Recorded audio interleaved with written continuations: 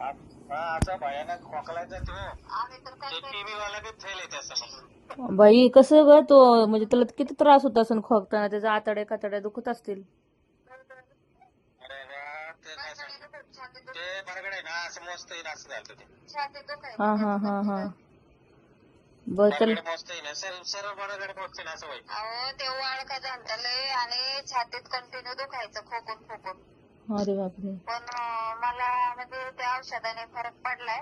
मी त्याला ना 1,500-2 हजार रुपये ह्याला बी घालवलं. ते नाक कान घासाचा दवाखाना आहे ना, तिथं बी दाखवला. मग त्यांना ती श्वासाची गोळी वगैरे दिली. त्याचं नाकाचं हाड वाढले म्हणून सांगितलं त्याला.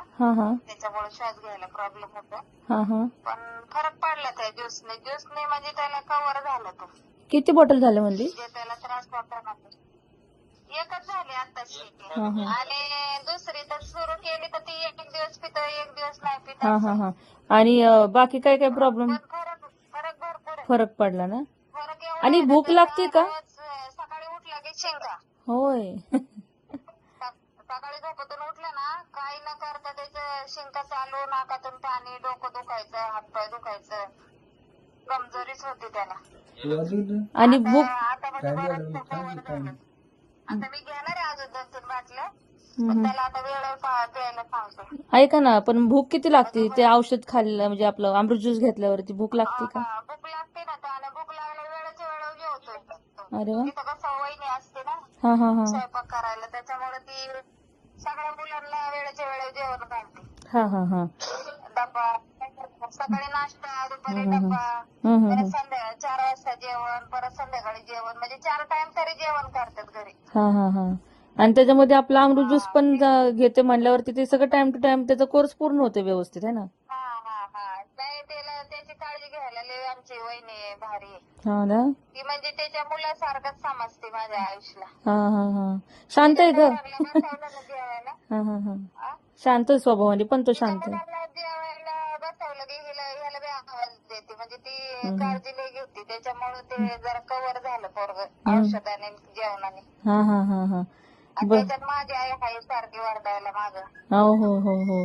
जेवा जेवा जेवा. बरोबर. आता पूर्ण आपल्याला ऍलर्जी पासून आपल्याला पूर्ण त्याला बरं करायचं तर आपण अल्कलाइन ड्रॉप देऊया. ते काही जास्त महाग नाहीये आणि सगळ्यांनी घेतलं तरी चालतोय. नाही पैशाचं काय नाही ताई. पैसे मी असे लय दवाखान्यात वाचलेत. त्याच्यामुळे काय नाही पैशाचं. ना. पण त्याला रिझल्ट कोणत्याच गोष्टीने नाही आला ना. मी असंच त्याला मागच्या वर्षी बी त्याला असंच झालं होतं थंडीच्या दिवसामध्ये. तर मग त्याला मी मोठ्या दवाखान्यात नेला. एक कदम सर म्हणून आहे, लहान मुलाचा दवाखाना आहे. त्यांनी आम्हाला महिन्याभराची औषधं दिली आणि 4-5 हजार रुपये गेले. एक्सरा बिक्सरा रक्त वगैरे म्हणजे 10-15 हजार तर गेलेच असेल मला सगळ्या गोष्टीला. पण मला वाटलं होईन बरा. असं तर नाही झालं बरं. परत दुसऱ्या वर्षी परत थंडीत उद्भवलं पावसाळ्यामध्ये. आता ह्या वर्षी मग आता ह्या वर्षी उद्भवलं तर मग मला आयुर्वेदिक दवाखान्यात न्यायचा होता त्याला. तर मग ते आपली अमृत ज्यूसची बाटली घेतली ना, त्यानेच तो कव्हर झाला. आता खोकला पूर्णपणे नाहीसाच झालाय. अरे वा.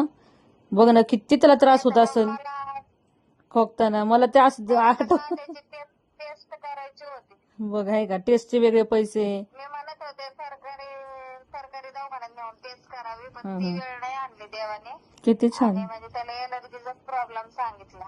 यांनी ना इम्युनिटी पॉवर वाढती, स्मरणशक्ती वाढती. ऑलरेडी तो हुशारच आहे, त्याच्याबद्दल वाद नाही.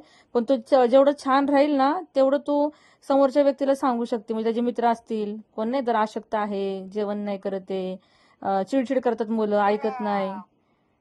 त्याला आहे ना अभ्यास करायचं मनच नव्हतं. बर. खोकल्याने सर्दीने एवढं हैराण झालता ना, त्याला पेपर लिहायचं आणि शाळेत जायचं बी सुचत नव्हतं. बापरे. एक टायमाला शाळेतून घरी यायचं तर डोकं दुखायला लागलं. बापरे. असा त्रास होता त्याला. किती त्रास होता. आता झालंय पूर्णपणे कव्हर झालं. किती त्रास होता. बापरे. विचार कर आपल्याला थोडं डोकं दुखलं तर आपल्याला किती त्रास होतो ना. त्या लेकरांनी काय करायचं ग. नाही लय त्रास होता त्याला. सायकल चालवा येत नव्हती. सगळं इम्युनिटी पॉवर ढासळली होती त्याची.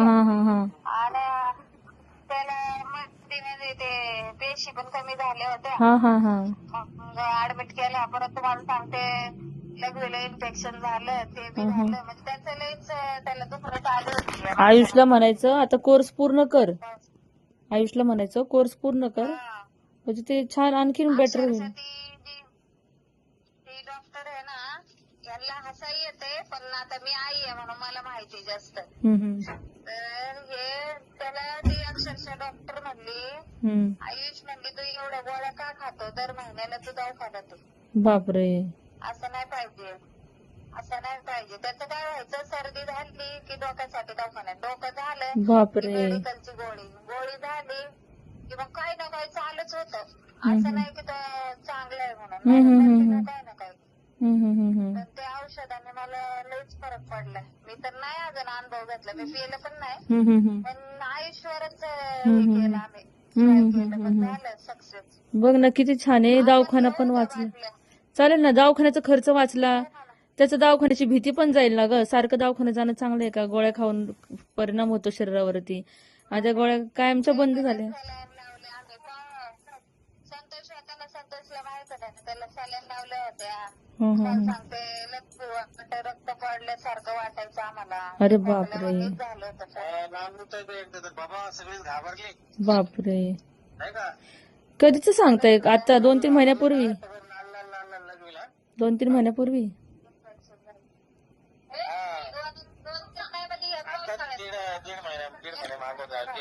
अरे बापरे.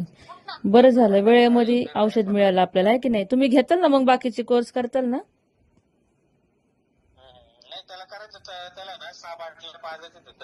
बर बर बर, चालते. आपण आलो ना संतोष सर, आपण आले ना तिकडे, आले ना.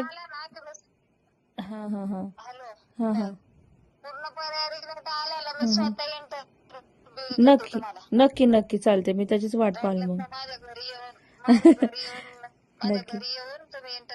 नक्की नक्की नक्की नक्की. माझ्या मुलाला काय त्रास होता ना, मला माहिती. बरोबर बरोबर. नाही, नक्की नक्की मी येईल तिकडं. पण ते त्याला ना अजिबात त्रास नका देऊ कुणी.